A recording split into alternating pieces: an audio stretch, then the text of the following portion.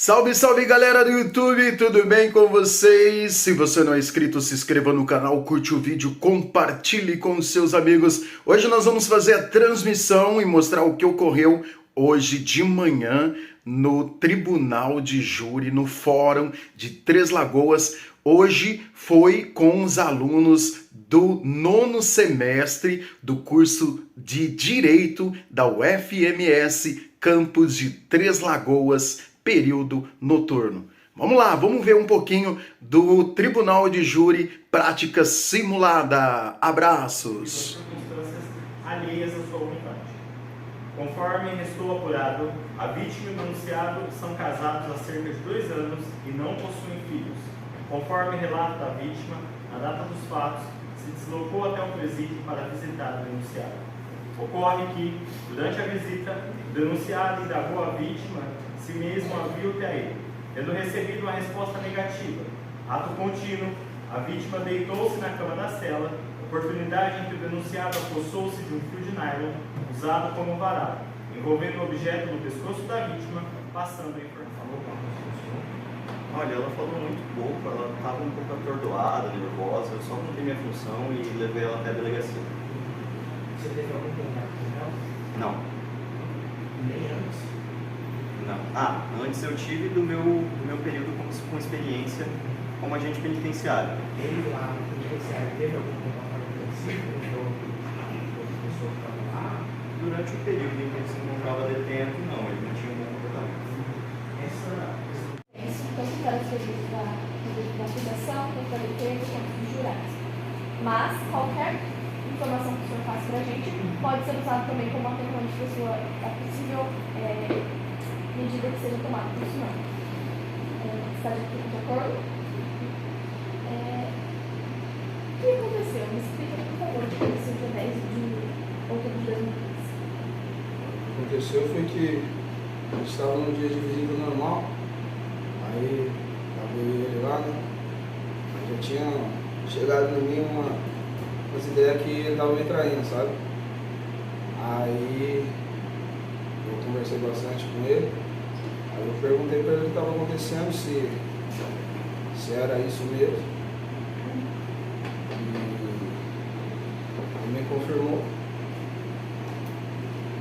E daí pra frente as coisas ficaram um pouco complicadas, né? Não sei se você entendeu. O que o senhor disse como desentendimento complicado?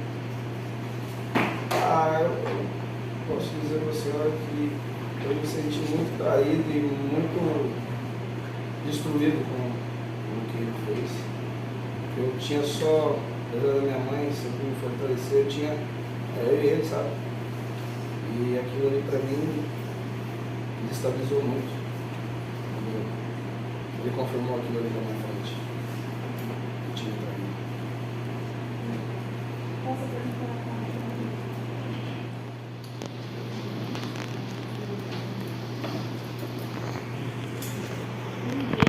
Qual o nome do senhor? Bom dia, Flávio. O senhor tem algum grau de confiança com amizade com o réu ou com a vítima? Então, apenas a gente passou 2 anos com o Gabriel. Estou lembrando que o senhor tem o dever de dizer a verdade sobre a pena de correr nas penas do falso testemunho. Eu gostaria de lembrar que os jurados também podem fazer perguntas. Eu te passo na minha passo na. Ok? O senhor se encontrava onde durante o fato? Encontrava um tempo. Foi realizada uma perícia final na área. Foi constatada que o fio poderia chegar a levar uma pessoa a óbito? Sim, dependendo do local lesionado e da força empregada, o fio de nylon pode sim levar uma pessoa a óbito. Até poderia falar que foi constatado no laudo inicial da vítima. Sim, o exame de corpo de delito da vítima foi identificado que ela tinha equimose de coloração vermelha na região cervical em toda a circunferência, que é a região do pescoço. Característica por constrição corpórea, que é a pressão corpórea. E ela também tinha equimose na parte anterior do estômago de coloração vermelha no diâmetro de 2,2 centímetros. defesa. Gostaria de pedir para que a senhora fale um pouquinho mais alto, só por favor. Qual o grau de lesão do caso em apreço da vítima? Na vítima foi constatado que a sua lesão é de grau leve. Essas lesões pela vítima poderiam fazer um efeito grau durante a grau ou por ser de grau leve, com o tempo ela se estabilizava, ela conseguiria falar com ele? A lesão da vítima não prejudica as suas atividades habituais.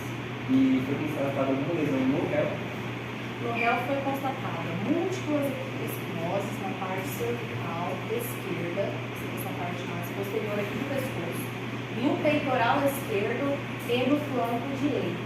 E elas eram características possivelmente feitas por crimes. Eu tive uma temporal Por exemplo. Rafael. Então será um pouco como informante apenas. Mas lembrando que a senhora tem o dever de dizer a verdade sobre pena de perder nas penas do crime de falso testemunho. A pergunta, eu vou passar primeiro para a pergunta. Gabriel, bom dia também. O seu filho já apresentou algum comportamento agressivo na adolescência? Não, o Miguelzinho foi muito tranquilo, muito tranquilo. A senhora tem conhecimento que ele se encontrava preso por conta do crime de latrocínio? Eu sei, né? Eu fiquei sabendo e me surpreendeu muito porque ele nunca deu indícios assim de que, né, participaria de uma coisa assim.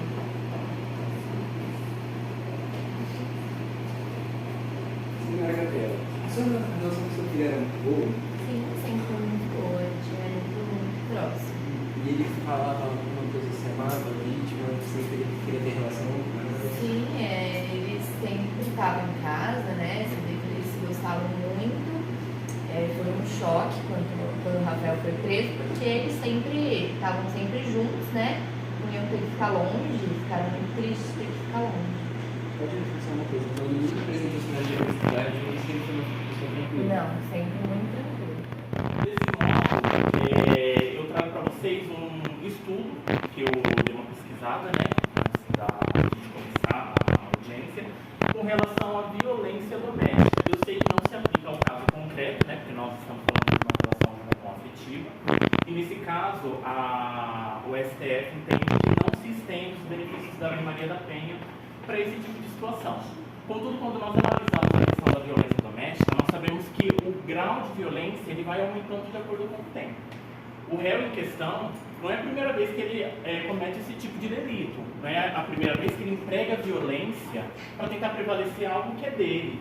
Ele já foi condenado por latrocínio, então daí a gente já tem que pensar, se ele já cometeu esse crime lá atrás, e hoje está sendo aqui indiciado novamente por conta de tentar ceifar a vida do companheiro dele, se a gente deixa um ser humano desse na rua, o que ele não pode fazer no dia de amanhã?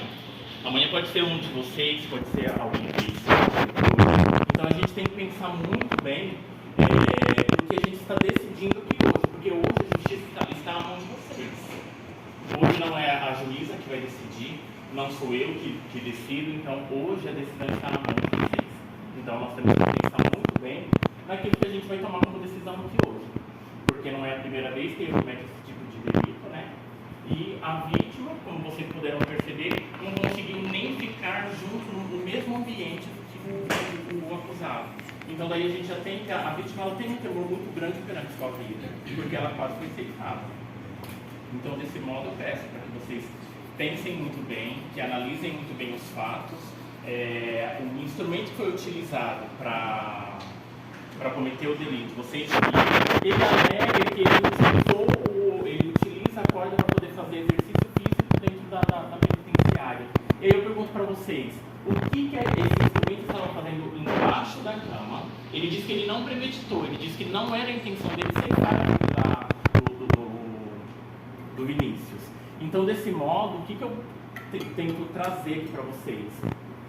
Analisar a questão. Lógico, ele não vai admitir que ele estava com a intenção de matar. Mas o que aquela corda estava fazendo ali? Eles já tiveram tido uma discussão anteriormente por conta de traição. E quem nos garante que ele já não colocou aquela corda embaixo da cama justamente pensando, no que ele faria na próxima visita.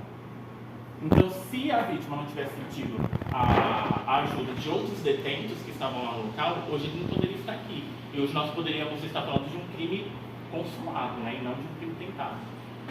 Então, é isso que eu tenho que falar. Quanto aos apontamentos da acusação, eu temo que ele esteja equivocado. Por quê?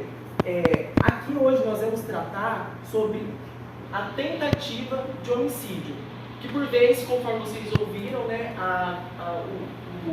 o acusado já disse que não foi a verdadeira intenção, né? Quanto ao crime de latrocínio que aconteceu no passado, paramos para analisar. Ele tinha um filho recém-nascido, adotado ali, ambos. O cara estava desempregado. Ele não via outra opção a não ser praticar aquele crime, aquele roubo. No que concerne a acusação ter falado que, no caso de violência doméstica, tende a acentuar as agressões, não é o que nós vemos no caso em apreço. Que, inclusive, a vítima, há momentos antes agora, ela fez a próprio punho o pedido de suspensão da medida protetiva. E nesse pedido, eu vou ler para vocês. A vítima disse com as seguintes palavras: ocorre, excelência, que já decorreu quase 2 anos do referido fato, proferido em que houve funda conscientização por parte do então agressor, de modo que atualmente, mesmo à distância, em face da medida protetiva imposta, mantemos relacionamento respeitoso e consciente, pois além de tudo, somos genitores de um filho menor de idade na fase infantil. Assim sendo, inexistindo qualquer risco à integridade física e moral de ambas as partes, requer a Vossa Excelência, após o respeitável parecer do ilustre Ministério Público, digne-se pela suspensão da medida protetiva. Então vejamos, hoje eles têm um relacionamento saudável, embora não estejam juntos. Seria até covardia trazer as sombras do passado, né, para assombrar a vida até então do pequeno, né, do pequeno filho que eles têm agora. Como vocês viram, a vítima e o então acusado têm um relacionamento saudável. Outro ponto, eu venho trazer para vocês aqui um conceito jurídico que chama a inexigibilidade da conduta diversa no processo penal. O que seria isso? Seria até mesmo covardia da nossa parte exigir que o Rafael, naquela situação depredadora, na situação de fato que ele estava no fundo do poço, que ele tivesse como carta na manga ali determinada conduta. Alguém, na situação do Rafael, nos coloquemos, respeitável júri, na situação dele. Alguém na situação dele teria 3 opções caso não tivesse o mínimo de sentimento pelo Vinícius. Ele poderia ficar inerte ante toda aquela situação, ante a fala da vítima em falar que traiu ele enquanto ele estava lá dentro, sendo motivo de chacota entre os demais detentos. Ou então ele poderia simplesmente empreender uma fuga, largar o Vinícius ali e sair andando e espalhar a cabeça, mas não, ele estava preso. Outra coisa seria explodir com as emoções, em pensar que a pessoa que ele amava, a pessoa que ele confiava aqui fora, estava aqui com um relacionamento notório com outra pessoa. Paramos e vejamos, seria muitas das vezes covardia tentar fazer com que o Rafael tivesse determinada conduta que nós mesmos não tivéssemos. Imaginemos, você está ali preso e descobre ali que a pessoa está te traindo. Qualquer pessoa que ama teria as mesmas dores, as mesmas lamentações e as mesmas explosões de sentimentos.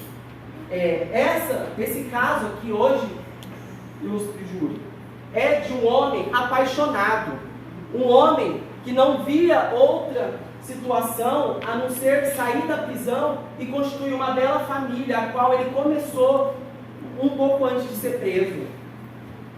É certo também que a privação de liberdade mexe com os sentimentos nossos. Então, devemos ter um mínimo de responsabilidade afetiva para com o próximo e não condenar o Rafael por um erro que ele cometeu lá no passado, que qualquer um de nós teria a mesma atitude.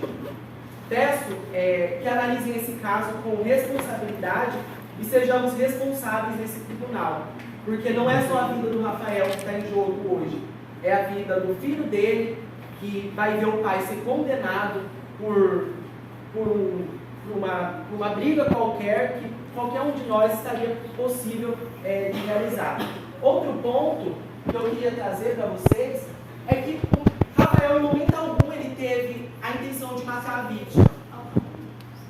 Até então, conforme o depoimento da vítima, o Rafael deu várias voltas no pescoço dele. Logo, se o Rafael quisesse, ele estava de costa. Vem aqui, Pedro. O Vinícius estava de costa. A vítima estava de costa. O autor, o acusado, deu várias voltas e puxou. Como que ele poderia se desprender, pessoal? Então, sejamos conscientes. Em momento algum ele deu margem para a vítima escapar e sejamos responsáveis, porque não é só a vida do Rafael que está em jogo. E é isso. A conduta que o réu ele vem adotando. E outra questão que ele trouxe, que o réu cometeu o latrocínio, que não é crime que nós estamos debatendo aqui hoje, eu sei, mas ele trouxe a justificativa de que ele tinha um filho pequeno e que estava passando necessidade. Então quer dizer que se a gente parar para pensar que toda vez que a gente tem uma necessidade, a gente tem o comportamento de ir lá e cometer algo que ele tinha consciência que era ilícito, isso vai eximir a nossa culpabilidade? Não vai. O crime está ali, o ato aconteceu. E do mesmo modo, aconteceu novamente. Ele estava numa situação em que ele se viu contrariado e se aproveitou dessa situação no momento de vulnerabilidade da vítima, que a vítima estava deitada de costa para ele, e ele se aproveitou desse momento para quê? Para colocar a corda no pescoço da vítima. E aí eu pergunto para vocês acham que se a pessoa não tem a intenção de matar outra pessoa, ela vai enrolar uma corda no pescoço? Se ele estava tão indignado com a vítima, porque a vítima tinha traído ele, será que uma briga comum para vocês é normal utilizar uma corda, pegar a corda e colocar no pescoço? Vocês acham que isso quer dizer que ele não tem a intenção de matar?